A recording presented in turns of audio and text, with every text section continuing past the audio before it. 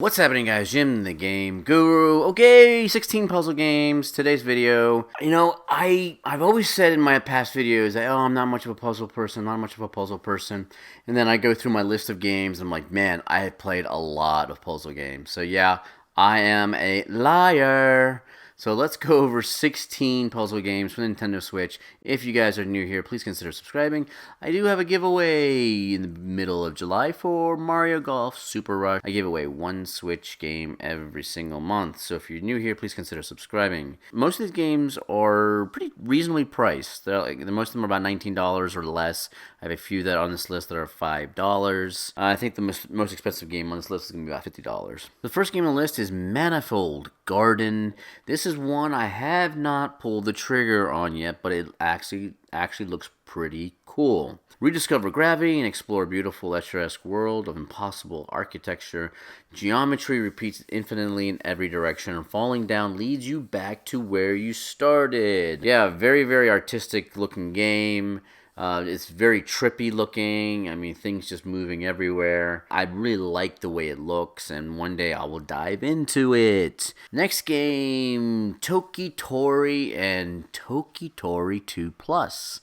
In this game, you have a puzzle game where you are a little baby chick, and you go around the board and you try to collect eggs, and you have to do things in a certain order or else you will not be able to get to the eggs. You have to do things that avoid enemies on the board, or you have to do things that will allow you to be able to reach certain parts of the level in order to achieve your goals. Third game on the list, we're going to go into Island Maze. Island Maze, yeah, this one's a cheap one. I think this one's like $5, if I'm not mistaken last time. It's a game where you use a cube and you roll a cube on this little tiny island, and you have to kind of match up the gem colors as you're rolling this cube around, and you have to roll it in a certain way in order to match, so then you can get to the end of that particular island. It's actually a lot harder than it looks. It looks super simple, but man, there are times where you'll be rolling this cube around just to get it perfect. The next game on the list is Subaru City. Man, this game, it looks like absolute total garbage. I mean, it does. It looks like a really crappy mobile game, and it is only $5, and the graphics are very simplistic, but it's actually really fun. And it's a game where you have this little tiny city that you're trying to build up with buildings, and you have to merge buildings together. So buildings are on top of a certain terrain, either they're on a brick or grass terrain or stone or something. And then what you do is you collapse all of the similar terrain together into one block. And then every time you do that, you're going to actually increase the size of the building that's on the block. And you try to match up the terrain with buildings of the similar sizes in order to make bigger buildings. I've actually spent probably about like 12 hours into it, and it only cost me $5, which I thought I got my money's worth on it. All right, the fifth game on the list is Untitled Goose Game. Man, this is such a great game. It has co-op features in it. You can play with somebody else and go through this little cute town where you try to make your way through all these different sections of the town in order to get the golden bell at the end. But every little section of the town, you have a list of things that you need to achieve, a list of objectives, and you have to figure out how to reach those objectives and how to make things happen in that section. I absolutely enjoyed that game. I played that with my daughter, and she had a blast with it. It's fantastic. The next one is Mini Trains, and here's another game that's very cheap. It's another game that looks like a mobile game, and it does have like its main UI is not the greatest. It's very rough around the edges, but I actually like this game because you can put train tracks down, and as you put the train tracks down, you have to figure out how to get the trains from one starting point to the end point in a certain order. And it's actually very difficult as you get higher into the levels. But it's super simplistic. Like I said earlier, the UI is not the greatest on it. And I think it only goes for a few dollars. You actually get into your train and ride your train around on the track, which I thought was really cool too. Seventh game is on the list is In Rays of the Light. This one is a little bit more of a unique puzzle game because it is a 3D kind of first-person view where you're in this building after some kind of nuclear Holocaust or something happened, and you have to figure out how to make your way through the building by solving different puzzles. The puzzles are very, very difficult, and I just got to a point where me, myself, not being a huge puzzle fanatic, even though I've played so many, I just lost interest in it after a while. But I could see this, if you're huge into puzzle games and you like first person puzzle games, and this might be something you may like. But I mean, it is like you feel isolated in the game, and the puzzles are actually really challenging, and all you are is in this building, this big building. You can't go anywhere else. I mean, there is an outside courtyard, but there's not much going on besides that. Let's see. The 8th game in the list is really cool. It's Pan Pan. It's another cheap $5 game. It's a game that's not very long if you know how to solve all the puzzles. I think it's like only like an hour or two if you know how to solve the puzzles straight through. Unfortunately, the puzzles are tough, and there's no way you're gonna solve it straight through, and it'll take you quite a few hours to actually beat it, because the puzzles in this game are tough. You're in this balloon, you crash on the ground, and you have to find a way to repair it in order to leave. And this area you have this area where you'll open it up, and you can walk around in all these different parts of this map, and you need to solve puzzles in different rooms in order to get items that will help you in other areas. Some of the puzzles can be straightforward, but some of them, my God, some of them I had to actually look up a couple of them. I'm like, how? So it will give you a good challenge. 9th game on the list is The Tourist. This one kind of has a blocky look. It's very Minecraft style.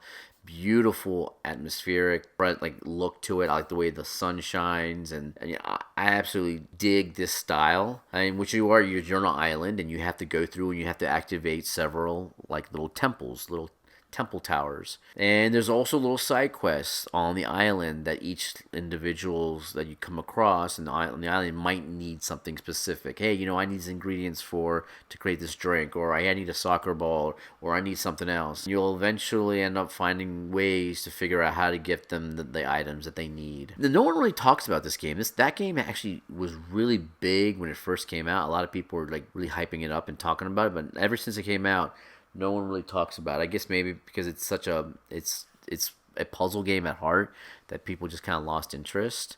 But I actually thought it was pretty enjoyable. The 10th game is Spectrum Retreat. I played this one recently on a video. I thought this one was actually really cool. Another first-person 3D puzzle game where you are stuck in this hotel and you need to find your way out to the roof, and you go from floor to floor to floor, and every floor you have a series of puzzles that you have to go through and solve.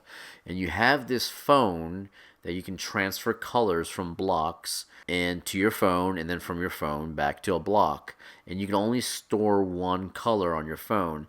So the puzzle is figuring out how to transfer these different colors around in order to open up gates that are blocking your way. I feel like this is probably one of the best puzzle games I have ever played. It's actually pretty solid.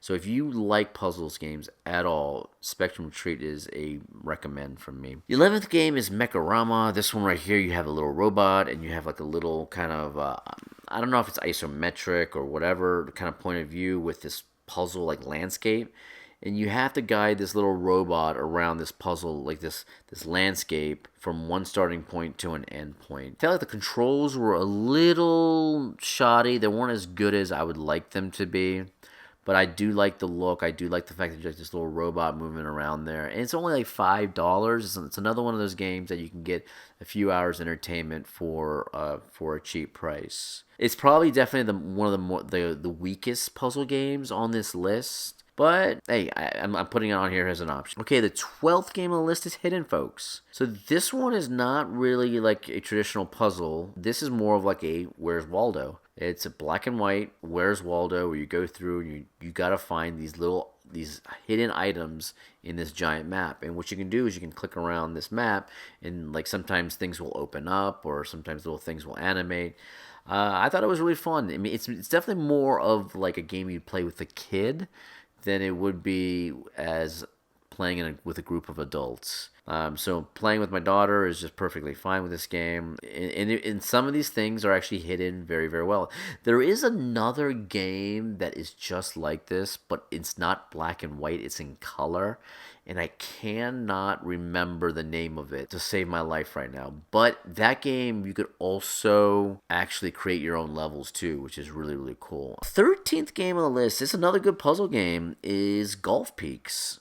I actually really, really like Golf Peaks. A puzzle game where you have to hit a golf ball by using specific cards. So you have specific cards that can move the golf ball in a specific way. Like either it'll move it 2 spaces, or it will make the golf ball launch up in the air and skip a spot. There are different abilities that you get, and you have to use each one of the cards correctly in a certain sequence in order to get the golf ball to the hole in a certain amount of strokes. I'm not sure what the price is on this one. I think it's fairly inexpensive. I can't remember, it's $15 or whatever, but it's got a nice look to it. It's got some like very subtle music to it, and I actually enjoyed it as a puzzle game. It's pretty fun. 14th on the list is Katherine Full Body. Okay, so this is the expensive game on the list.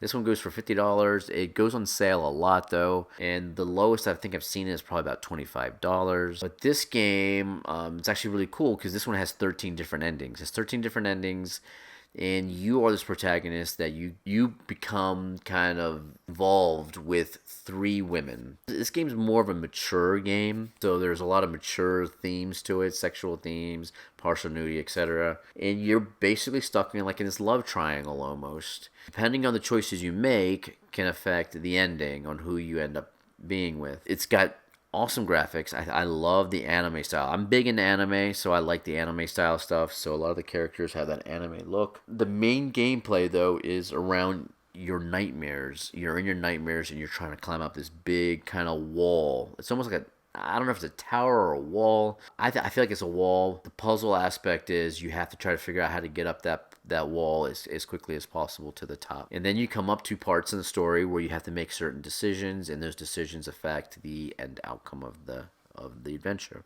So heavy replayability in this one, because if you end up being with one girl, then you play it again and you can end up being with the other one, depending on if you change your answers. Okay, so next is a game that I recently played with my daughter. It's called Fogs. Very, very cute art style. It's a co-op game too, and each player plays as a head, so you have 2 heads on a dog, and you go through these levels, and you have to use, like, you can bite onto things and stretch this dog and move items in certain ways to solve puzzles. Very, very cute levels. I couldn't believe how cute the levels were. Like, there's like a dream world, there's a beach world, there's a food world. So interesting levels, a lot of like little characters that you'll see along the way that will ask for things. Hey, I need this or I need that. And you just have to go through and solve these puzzles and try to find out how to get them their items. And there's secrets too. You gotta find secret dog bones, and then there's some kind of secret like robot thing or something like that. It looks like a robot that you have to find in a lot of the levels. But yeah, that was actually that game was actually a surprise. It was actually pretty cute and a little better than I thought it was going to be. Last game on the list at 16 is Lego Builder's Journey. This is one that came out not too long ago. I love the look of this game. This is another one that I have yet be able to pick up and try, but eventually I will. And you're basically moving Lego pieces on this little kind of 3D Lego scenery in a way, and you're trying to move these little Lego pieces around to get the character from one place to another. I dig the soundtrack that I've heard on the trailer for it, and I dig the look, like the whole atmospheric aspect of the game. It's just it looks really, really cool. There you go. That's it. That's my list. That's 16 puzzle games on the Nintendo Switch. A lot of these are pretty cheap. 4 games I think that are $5. Most of these are about $19 or less. And then the one being obviously $50 with Katherine Full Body. But if you guys like this video, please like. And if you're new here, please consider subscribing. And don't forget about Mario Golf Super Rush as the giveaway in the middle of July. But anyway, guys, I will see you guys in the next video. Bye.